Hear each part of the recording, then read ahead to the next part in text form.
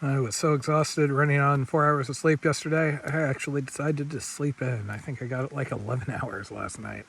By the end of the day yesterday, when you're really, really tired and you've been exerting yourself for a really long hiking day, you start to hallucinate, like see things out of the side of your vision.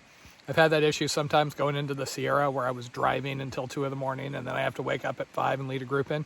And yeah, that was me last night, which starts to mess with you when you're next to a river like this because rivers, they're weird. When you're solo by them for an extended period of time, you start like thinking you're hearing voices and things. But I got a lot of sleep last night. I slept in. This is the first time I haven't woken up at like 3 or 4 in the morning for a while now. And I'm just sitting here happily drinking coffee, catching up on all my video edits and things like that. I've been a bit down on the IAT in New Brunswick. I was actually, when I was talking to Jen and we were trying to figure out if Matapedia was going to be the end, I commented multiple times that, you know, in retrospect, if that's going to be the end, I should have stopped at the border because IAT Maine I really enjoyed. IAT New Brunswick, yeah, you know, that Roadwalk was really a bummer and there hasn't been much in the way of views. But north of Kedgwick, it got remote. The leaves are changing, so it's getting really, really pretty. I mean, I saw 2 moose yesterday, in addition to a bunch of other like little bird things. I'm not sure what they are. And, you know, it's just more what I'm looking for. And there's been a little ATV traffic, but not too much. I am also excited about the PEI and Nova Scotia plans. They're something different, and I have basically no preconceived notions. It does make me nervous trying to pronounce anything because, as a lot of people picked up from that episode 99A thing, I barely speak English on a good day, and when I'm trying to record on insufficient coffee, spoiler alert, it's pretty much always insufficient coffee, it doesn't go well. Should have seen me trying to figure out Quebec where, you know, the various sections have long French names and I'm trying not to butcher them, but it really wasn't going well. And then the people talking back to me are like, well, I'm not sure what that section is, but then they say something else that I've never even heard of, and it turns out it's like a subset of that section. I'm kind of glad I'm done with Quebec now. I made 24 miles yesterday, pretty easy, actually almost 25. Even with the later start, it's just easy going. Feet are a little bit beat up, but that's what happens. You take a day or 2 off and the swelling goes down, then you hike on them, the swelling goes up. It'll be better today, probably. Biggest challenge at the moment is going to be once I get to Tidehead, there's like a combination of things I need to do. I need to go 6 miles one direction to tag Quebec and go... And then I have to come back, grab a package at Tidehead, which was going to have the 6 days of food and some minor resupply stuff. That's the one from Dennis. And then I need to get further east because that's where I pick up the bus. Then I have to figure out how to get that bus sequence to work to get me from there 9 hours south to PEI. Then I get to see what challenge that section has. I know so little, you know. All the other sections I'd at least done a little looking, and the days I spent in Kedgwick were basically frantic. I mean, I wasn't just sitting around sleeping. I was up very, very long days, looking things up, talking to people, trying to figure out what the options were and things like that. So we will see, but I'm excited. And thanks to Cotton Eye Joe, I even have a pretty cool finish planned. So once I go through Nova Scotia, assuming I make it to the end, to Sydney, I'm actually going to cut north. And on the northern tip over there, there's a place called Meat Cove that looks really, really pretty. So I'm thinking that might be the end. And I'm in such a good mood. I just had another cup of coffee and wasted a couple of hours recording a Maine IAT retrospective. So yeah, my miles today are going to be a little short. This is technically a stealth camp. The ATV trail is right over there, but you know, it's just as good as an established site. I haven't had one person drive by since I got here last night. As much as I really love my Nemo Hornet, the one piece that I really don't like about it, this freaking stuff sack. Not only is it super heavy, but it hasn't held up too well. So stealth camping was a little more challenging once I got into the canyon, but I did find basically down there just enough room to put up my tent.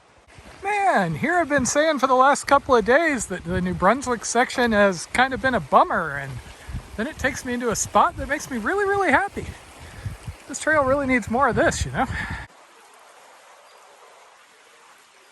So you remember all those problems I was having down south on the AT with hand abrasions? For whatever reason, it's gone away completely. I think what it might have been is during that section, yes, it was humid, etc., but I was having to step downhill, and I use my poles really aggressively when I do that. You know, I'm in the straps, I'm basically lowering myself down so I don't beat up my knee as much. So I suspect maybe that just caused more rubbing, and now that I'm using them kind of quote unquote normal, that problem's gone away. Huh.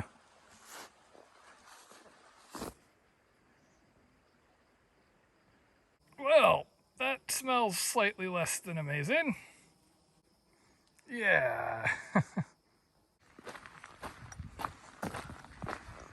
I am really loving the tree colors out here. So one of the things that I get kind of spoiled by, you know, on things like the PCT and AT is that you look on gut hooks. Every little town or area has a marker where somebody's gone to the trouble of explaining what's there and what the history is. Do not have that out here. Some places are labeled and I get there and it's like, oh, this is an old town. Other places like this are apparently like a hunting lodge area, but you know, I don't have internet access out here, so it's kind of hard to look it up now. And it's a Taters Bridge. And this one doesn't have any holes in it. Let me tell you, some of the snowmobile bridges back there get a little iffy to cross, even on foot. I had to go across a few just to get water. Okay, well, looks like Trail provides. I came back into service after, you know, being out of it in Grog Brook, and somebody was offering to give me a ride from basically Matapedia over to the PEI start. So that fixes a ton of issues. The bus trip was going to be, you know, 9+ hours and involve a lot of transfers, so this is going to get me there quite a bit faster. Also, the people were able to get me a pair of socks and some stove fuel, so that's awesome. Now, unfortunately, that package I was going to get at Tidehead appears to be lost in customs, so we're going to have to see about whenever it arrives, getting it sent forward to me somewhere along the way. So I am maybe 12 miles from Tidehead at this point. I'm going to hike tonight till whatever time, set up camp, and then I will hike to the Quebec-New Brunswick border tomorrow. I need to be very careful not to cross over into Quebec, because if I do that, that triggers all sorts of things if I come back into New Brunswick. Like, I'm going to have to isolate for 10 days or something. So I don't want to do that. Hopefully I'll be able to do, like, get close enough to do a socially distanced hello to the Quebec border. And then it'll be off to PEI. Hopefully tomorrow night there is a motel in Borden right on the island. So assuming I can get onto the island, we're currently trying to figure out what the situation is with the entry station. I have a pass that's all set up to let me in. I'm through pre-screening, but I guess they do a swab test when you go across the border. We're not sure how late that can happen. But if I can get across, there is a motel there that I'll hopefully be in tomorrow night. I love this camera, but it does tend to make lighting a little less dramatic sometimes. It looks really cool back there in real life. Also, they have full-on huts out here. Well, they're kind of like shelters. I've run across 2 of them. They're made for snowmobilers. They have a stove inside, and you know, they warn you that they have surveillance, but kind of crazy. Really should have learned how to say thank you, but I do not yellow blaze in French, I guess. They offered to give me a ride. It's the second foundation sort of thing I've seen out here, but obviously they're really old. Okay, once again, not quite the most ideal campsite, but it will work. I've got water, and even better, I have reception. And it has been a good day. So, home sweet home for the night, and hopefully this will be my last night in New Brunswick.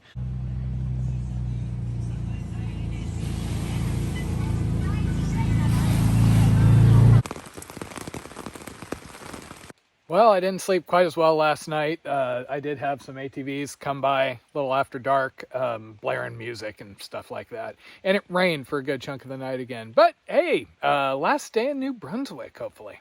I have about 13 miles to do, and then some nice folks are hopefully going to meet me at the bridge over to Quebec and then take me south. And I am really hoping to finish today at a motel in Prince Edward Island.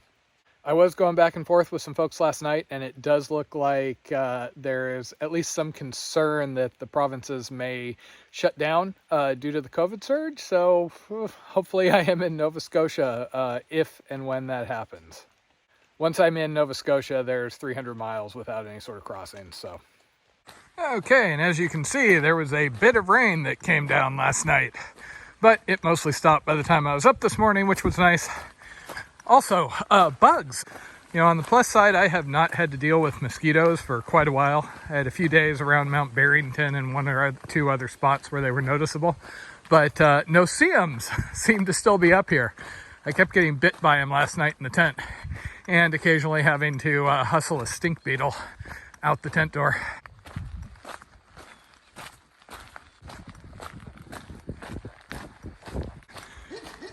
I've become very appreciative of how many Canadians put their aggressive-ish dogs behind fences instead of letting them roam all over the trail.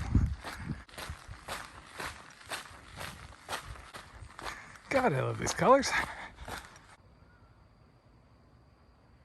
Huh.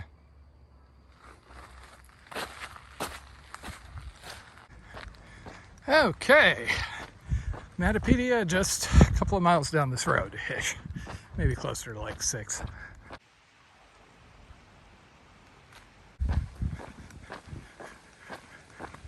So that's pretty much all of Quebec you're gonna get from me. Sorry.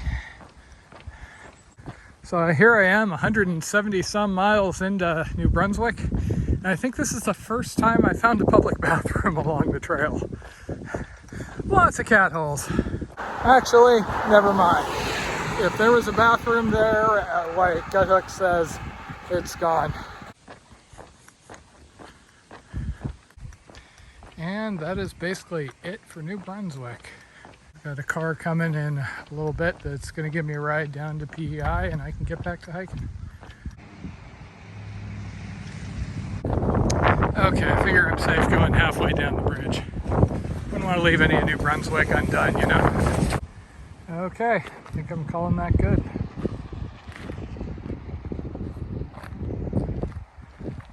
Now back before I trigger quarantine. Been out of luck. Yeah, it's Monday to Friday. It's between 8.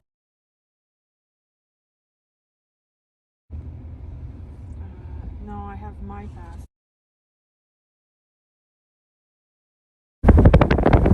Okay, they have Subway. I think I can live here.